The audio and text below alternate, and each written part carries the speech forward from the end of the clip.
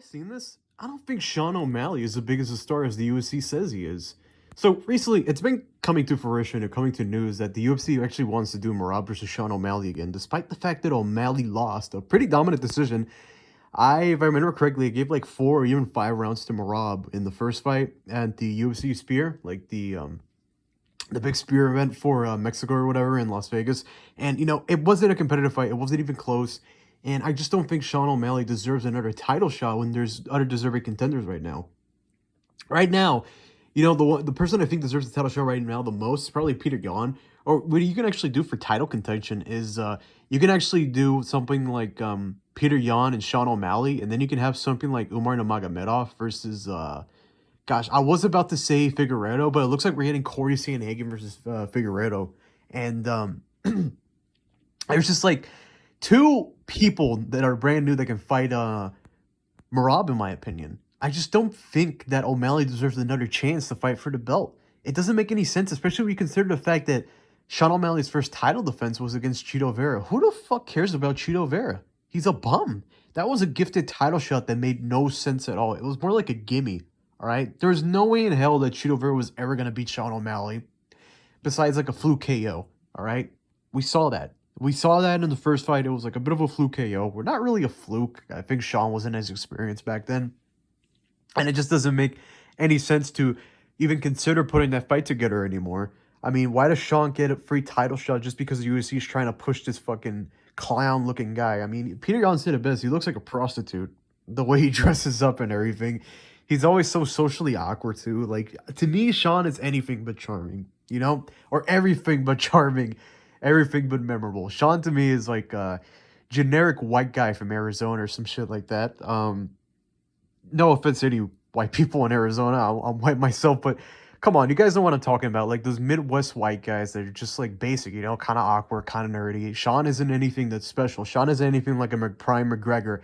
He's not as charming. He's not as special, I really do think the only reason he even blew up was because of his stupid, like, association with weed. Like, bro, I smoke weed, bro. Like, kind of like that stupid-ass Kevin Holland approach. But it seems like Sean O'Malley has dropped the whole, like, weed thing. And we all know he's not really about it, like, that hard. Like, Snoop or whatever. It's just some stupid-ass persona that he picked up. I don't understand why the UFC is obsessed with pushing stars that the people don't want. It's kind of like WWE back in the day. Or WWF back in the day. Back then, Vince, like the owner, would push guys that nobody was interested in. And it just didn't make any sense because the fans would clout or they would like yammer, they would hammer, just talk about guys that they want to be pushed. Like it was kind of like the Daniel Bryan situation back in like 2014 or 2012, 2013.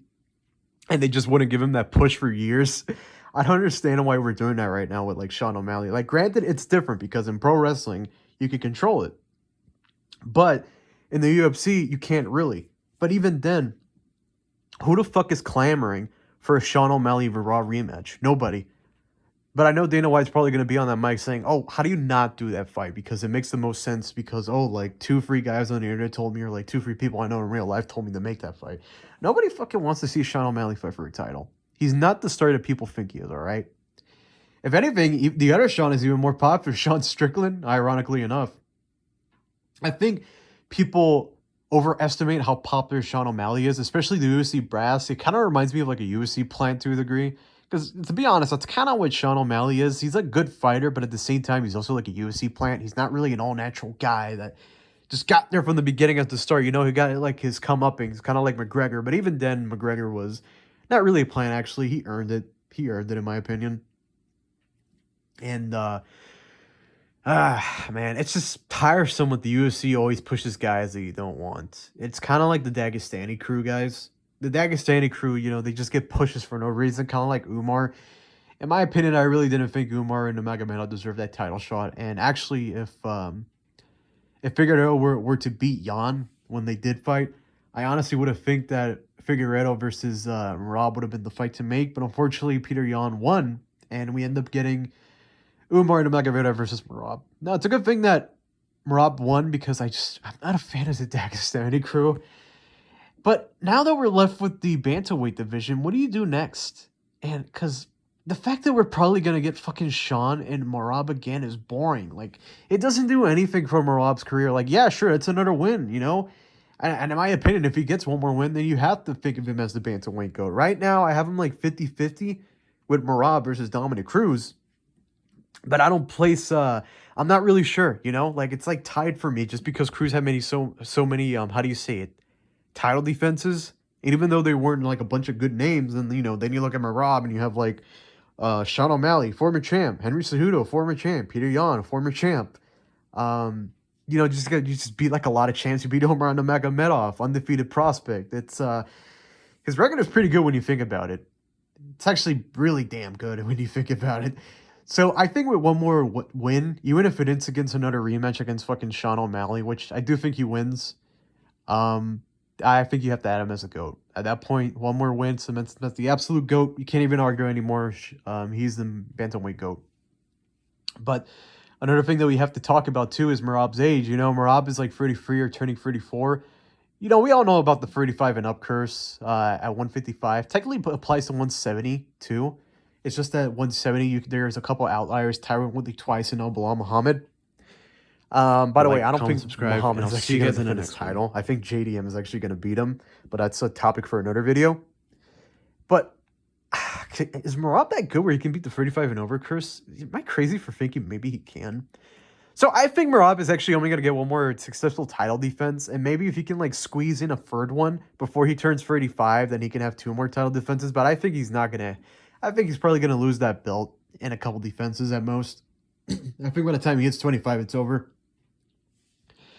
Man, but I'm just not excited. You know, I'm not really happy for the state of the division. Bantamweight at one point used to be the most exciting division, in my opinion. It was even more exciting than 155, but it kind of declined a little bit. Like the top 10 or the top 15 in general has kind of like declined, like lesser talent, lesser name guys that aren't really high value. And now bantamweight has gotten a bit of a mess lately, especially the fact that we're getting a title shot at a guy that doesn't deserve it. The guy that deserves it the most right now is Petr Yan, or, you know, maybe we can give the title shot to, we can give it to the winner of Cory Sandhagen versus Figueiredo. In my opinion, the fight I really wanted to see actually was before they announced it, is Merab versus Pantoja. I think Pantoja deserved the title shot. I don't know why the fuck you're making Pantoja fight Kai Kara France. Nobody wants to see that fight. And yeah, I'll be honest, I don't think Pantoja actually beats Merab. I think Merab actually beats Pantoja like 80%, like 8 times out of 10. But it would be something interesting to add. And, you know, that adds more to your legacy, in my opinion. Winning against Pantoja right now, that's a very good win. So if Merab were to beat Pantoja, that adds even more to your legacy. Oh, you beat another champ. You like another new champ, even though if it's from the weight division below. And then you have to remember, you know, oh, fuck, it's my bad. You have to remember, coming from the division below, usually when you go down a division and they move up, they have like that better skill set. And like Lucas Tracy says, lighter man's skill. I know it's like a bit of a meme, but it is a real thing.